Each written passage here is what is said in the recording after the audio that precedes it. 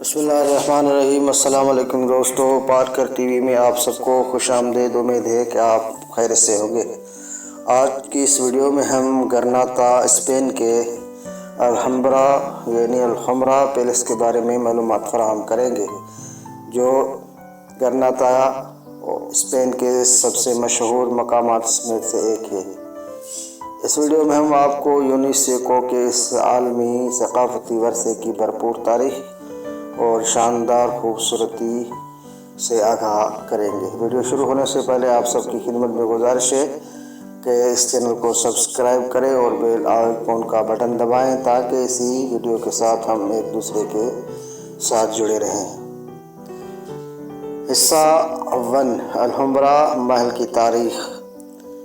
الحمرا محل 14ویں صدی میں نصرت خاندان نے تعمیر کیا تھا، جو اسپین میں حکمرانی کرنے والے آخری مسلم خاندانوں میں سے ایک تھا۔ یہ محل نسلی حکمرانوں اور ان کے درباریوں کے لیے رہائش گاہ کے طور پر کام کرتا تھا، اور یہ حملہ آور فوجوں سے حفاظت کے لیے ایک قلعے کے طور پر بھی استعمال ہوتا تھا۔ 16ویں صدی کے دوران گرناتا کے زوال کے بعد محل کو جزوی طور پر تباہ کر دیا گیا اور اسے فوجی بیرکوں کے طور استعمال کیا گیا تھا۔ یہ 19ویں صدی تک نہیں تھا کہ الحمرا کو دوبارہ دریافت کیا گیا اور اس کی سابقہ شان میں بحال ہوا۔ فن تعمیر اور ڈیزائن۔ الحمرا محل اپنے شاندار اسلامی فن تعمیر اور ڈیزائن کے لیے مشہور ہے۔ محل میں پیچیدہ ہندسی نمونے، آرائشی ٹائل ورک اور خوبصورت محراب شامل ہے۔ محل کے ڈیزائن میں پانی کا استعمال بھی ایک اہم عنصر ہے۔ پورے کمپلیکس میں فوارے، تالاب اور نہریں ہیں۔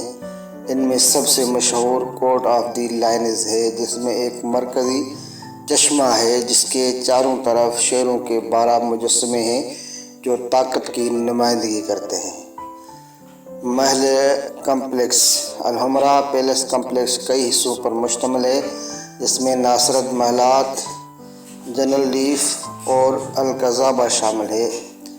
ناصرت محلات کمپلیکس کا سب سے زیادہ آرائشی اور عظیم ترین حصہ ہے، جس میں خوبصورت ڈیزائن، پیچیدہ اسٹوکو اور ٹائل ورک اور گرناتا کے شاندار نظارے ہیں۔ جنرل لیف، جس کا مطلب ہے معمار کا باغ، حدیقۃ المعمار، ایک خوبصورت باغ اور محل کمپلیکس ہے جس کے آس پاس کے پہاڑوں کے شاندار نظارے ہیں۔ الکذابہ محل کا سب سے قدیم حصہ ہے، جو 9ویں صدی کا ہے اور اسے فوجی قلعے کے طور پر بھی استعمال کیا جاتا تھا۔ الحمرا محل دیکھنے کے لیے نکات۔ اگر آپ الحمرا محل کے دورے کا منصوبہ بنا رہے ہیں تو ذہن میں رکھنے کے لیے چند چیزیں موجود ہیں۔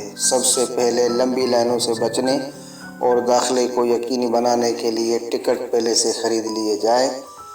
دوم، ہجوم اور دن کی گرمی سے بچنے کے لیے صبح سویرے یا دن کے بعد جانا بہتر ہے۔ آخر میں آرام دہ جوتا پہننا یقینی بنائیں، کیونکہ محل کے احاطے کی تلاش میں بہت سے پیدل چلنا شامل ہے۔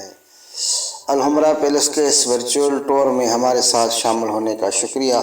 ہم امید کرتے ہیں کہ آپ نے اس شاندار تاریخی نشان کی بھرپور تاریخ، شاندار فن تعمیر اور خوبصورت باغات کے بارے میں سیکھنے کا لطف اٹھایا ہوگا۔